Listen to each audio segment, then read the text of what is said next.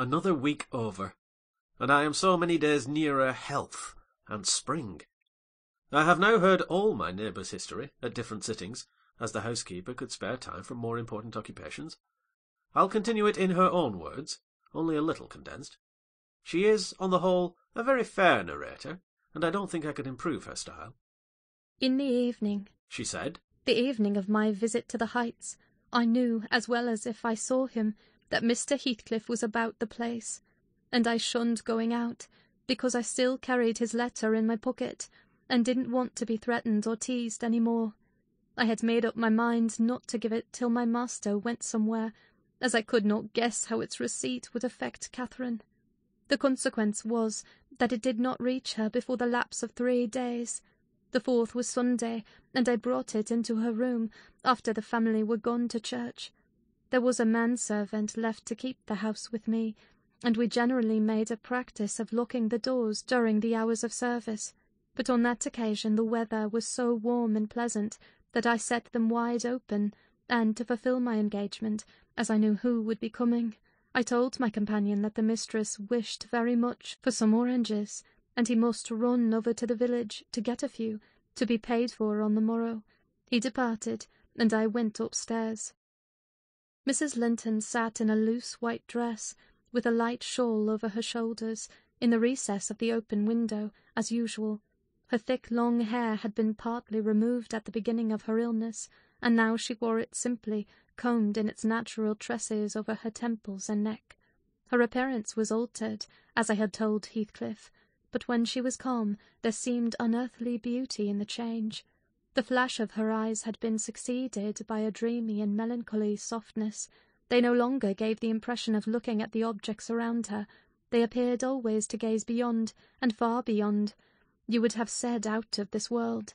Then the paleness of her face, its haggard aspect having vanished as she recovered flesh, and the peculiar expression arising from her mental state, though painfully suggestive of their causes, added to the touching interest which she awakened, and invariably, to me, I know, and to any person who saw her, I should think, refuted more tangible proofs of convalescence, and stamped her as one doomed to decay.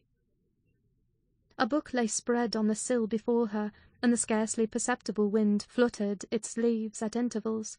I believe Linton had laid it there, for she never endeavoured to divert herself with reading, or occupation of any kind, and he would spend many an hour in trying to entice her attention to some subject which had formerly been her amusement. She was conscious of his aim, and in her better moods endured his efforts placidly, only showing their uselessness by now and then suppressing a wearied sigh, and checking him at last with the saddest of smiles and kisses. At other times she would turn petulantly away, and hide her face in her hands, or even push him off angrily, and then he took care to let her alone, for he was certain of doing no good. Gimmerton Chapel bells were still ringing, and the full, mellow flow of the beck in the valley came soothingly on the ear. It was a sweet substitute for the yet absent murmur of the summer foliage, which drowned that music about the Grange when the trees were in leaf. At Wuthering Heights it always sounded on quiet days, following a great thaw or a season of steady rain. And of Wuthering Heights Catherine was thinking as she listened, that is, if she thought or listened at all, but she had the vague distant look I mentioned before, which expressed no recognition of material things either by ear or eye. "There's a letter for you, Mrs. Linton," I said, gently inserting it in one hand that rested on her knee. "You must read it immediately, because it wants an answer. Shall I break the seal?" "Yes," she answered, without altering the direction of her eyes. I opened it. It was very short. "Now," I continued, "read it." She drew away her hand, and let it fall. I replaced it in her lap, and stood waiting till it should please her to glance down, but that movement was so long delayed that at last I resumed. "Must I read it, ma'am? It is from Mr. Heathcliff." There was a start and a troubled gleam of recollection, and a struggle to arrange her ideas. She lifted the letter, and seemed to peruse it, and when she came to the signature she sighed. Yet still I found she had not gathered its import, for, upon my desiring to hear her reply, she merely pointed to the name, and gazed at me with mournful and questioning eagerness. "Well, he wishes to see you," said I, guessing her need of an interpreter. "He's in the garden by this time, and impatient to know what answer I shall bring." As I spoke, I observed a large dog lying on the sunny grass beneath raise its ears as if about to bark, and then smoothing them back, announce by a wag of the tail that someone approached whom it did not consider a stranger. Mrs. Lenton bent forward and listened breathlessly. The minute after a step traversed the hall, the open house was too tempting for Heathcliff to resist walking in. Most likely he supposed that I was inclined to shirk my promise, and so resolved to trust to his own audacity. With straining eagerness, Catherine gazed towards the entrance of her chamber. He did not hit the right room directly. She motioned me to admit him, but he found it ere I could reach the door, and in a stride or two was at her side, and had her grasped in his arms. He neither spoke nor loosed his hold for some 5 minutes, during which period he bestowed more kisses than ever he gave in his life before, I dare say. But then my mistress had kissed him first, and I plainly saw that he could hardly bear, for downright agony, to look into her face. The same conviction had stricken him as me, from the instant he beheld her, that there was no prospect of ultimate recovery there. She was fated, sure to die. "Oh, Cathy! Oh, my life! How can I bear it?" was the first sentence he uttered, in a tone that did not seek to disguise his despair. And now he stared at her so earnestly that I thought the very intensity of his gaze would bring tears into his eyes, but they burned with anguish, they did not melt. "What now?" said Catherine, leaning back and returning his look with a suddenly clouded brow. Her humour was a mere vein for constantly varying caprices. "You and Edgar have broken my heart, Heathcliff, and you both come to bewail the deed to me, as if you were the people to be pitied. I shall not pity you, not I. You have killed me, and thriven on it, I think. How strong you are! How many years do you mean to live after I am gone?" Heathcliff had knelt on one knee to embrace her. He attempted to rise, but she seized his hair and kept him down. "I wish I could hold you," she continued bitterly, "till we were both dead. I shouldn't care what you suffered. I care nothing for your sufferings. Why shouldn't you suffer? I do. Will you forget me? Will you be happy when I am in the earth? Will you say, 20 years hence, 'That's the grave of Catherine Earnshaw'? I loved her long ago, and was wretched to lose her. But it is past. I've loved many others since. My children are dearer to me than she was. And, at death, I shall not rejoice that I am going to her. I shall be sorry that I must leave them. Will you say so, Heathcliff?" "Don't torture me till I'm as mad as yourself," cried he, wrenching his head free and grinding his teeth. The two, to a cool spectator, made a strange and fearful picture. Well might Catherine deem that heaven would be a land of exile to her, unless with her mortal body she cast away her moral character also. Her present countenance had a wild vindictiveness in its white cheek, and a bloodless lip and scintillating eye, and she retained in her closed fingers a portion of the locks she had been grasping. As to her companion, while raising himself with one hand, he had taken her arm with the other, and so inadequate was his stock of gentleness to the requirements of her condition, that on his letting go I saw 4 distinct impressions left blue in the colourless skin. "Are you possessed with a devil?" he pursued savagely. "To talk in that manner to me when you are dying? Do you reflect that all those words will be branded in my memory and eating deeper eternally after you have left me? You know you lie to say I have killed you, and, Catherine, you know that I could as soon forget you as my existence. Is it not sufficient for your infernal selfishness that while you are at peace, I shall writhe in the torments of hell?" "I shall not be at peace," moaned Catherine, recalled to a sense of physical weakness by the violent, unequal throbbing of her heart, which beat visibly and audibly under this excess of agitation. She said nothing further till the paroxysm was over. Then she continued more kindly. "I am not wishing you greater torment than I have, Heathcliff. I only wish us never to be parted, and should a word of mine distress you hereafter, think I feel the same distress underground, and for my own sake, forgive me. Come here, and kneel down again. You never harmed me in your life. Nay, if you nurse anger, That will be worse to remember than my harsh words. Won't you come here again? Do. Heathcliff went to the back of her chair and leant over, but not so far as to let her see his face, which was livid with emotion. She bent round to look at him. He would not permit it. Turning abruptly, he walked to the fireplace, where he stood silent with his back towards us. Mrs. Linton's glance followed him suspiciously. Every movement woke a new sentiment in her. After a pause and a prolonged gaze, she resumed, addressing me in accents of indignant disappointment. Oh, you see, Nelly, he would not relent a moment to keep me out of the grave. That is how I'm loved. Well, never mind. That is not my Heathcliff. I shall love mine yet, and take him with me. He's in my soul. And, added she musingly, the thing that irks me most is the shattered prison after all. I'm tired of being enclosed here. I'm wearying to escape into that glorious world, and to be always there, not seeing it dimly through tears, and yearning for it through the walls of an aching heart, but really with it, and in it. Nelly, you think you are better and more fortunate than I, in full health and strength. You are sorry for me. Very soon that will be altered. I shall be sorry for you.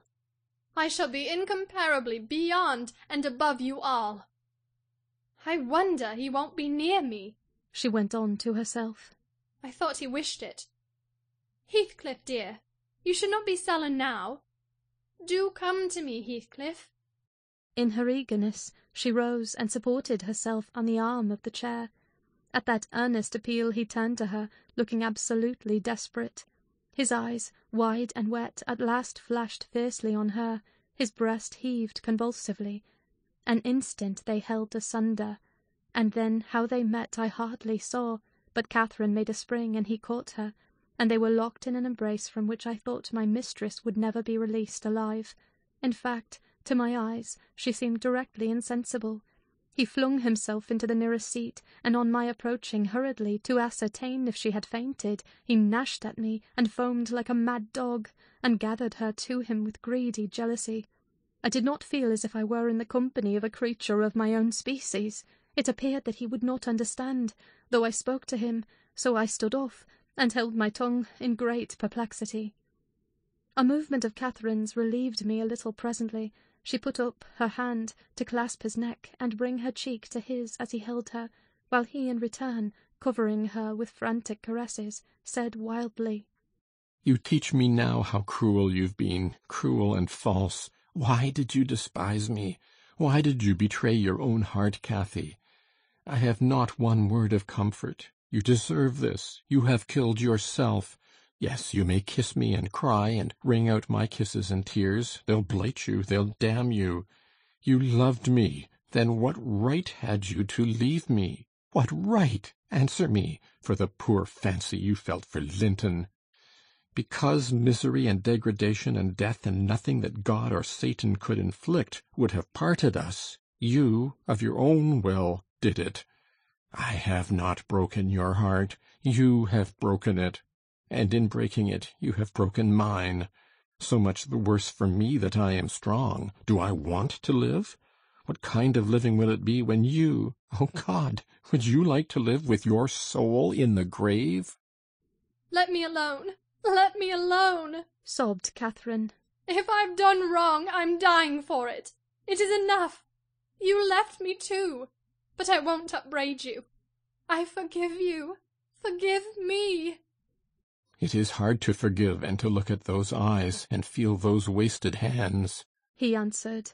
Kiss me again, and don't let me see your eyes.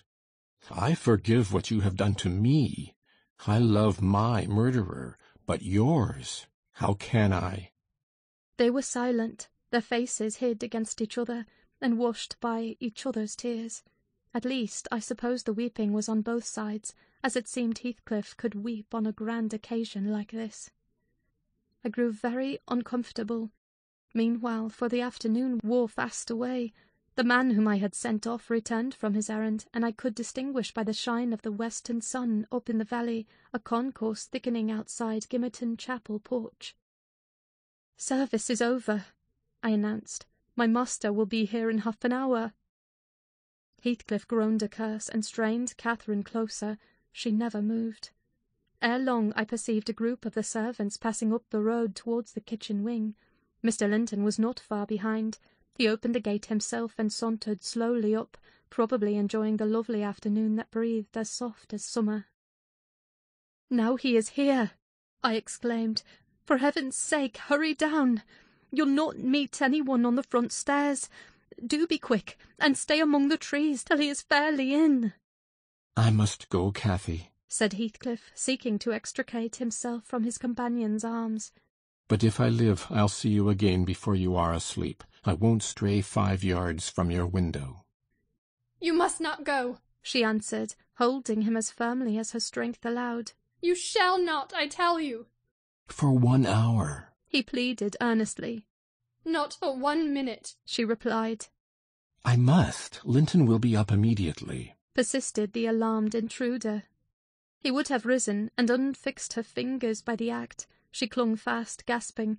There was mad resolution in her face. "No!" she shrieked. "Oh, don't go! It is the last time. Edgar will not hurt us. Heathcliff, I shall die!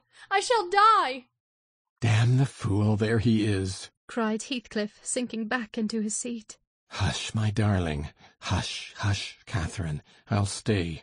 If he shot me so, I'd expire with a blessing on my lips." And there they were fast again. I heard my master mounting the stairs. The cold sweat ran from my forehead. I was horrified. "Are you going to listen to her ravings?" I said passionately. "She does not know what she says. Will you ruin her because she has not wit to help herself? Get up! You could be free instantly. That is the most diabolical deed that you ever did. We are all done for, master, mistress, and servant." I wrung my hands and cried out, and Mr. Linton hastened his step at the noise. In the midst of my agitation, I was secretly glad to observe that Catherine's arms had fallen relaxed, and her head hung down. "She's fainted, or dead," I thought. "So much the better. Far better that she should be dead than lingering, a burden and a misery-maker to all about her." Edgar sprang to his unbidden guest, blanched with astonishment and rage. What he meant to do I cannot tell. However, the other stopped all demonstrations at once by placing the lifeless-looking form in his arms. "Look there," he said. "Unless you be a fiend, help her first, then you shall speak to me." He walked into the parlour and sat down.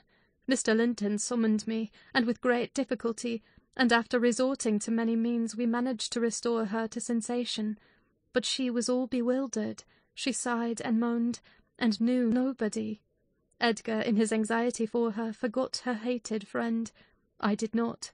I went at the earliest opportunity and besought him to depart, affirming that Catherine was better, and he should hear from me in the morning how she passed the night. "I shall not refuse to go out of doors," he answered. "but I shall stay in the garden. And, Nelly, mind you keep your word tomorrow. I shall be under those larch trees. Mind, or I pay another visit, whether Linton be in or not."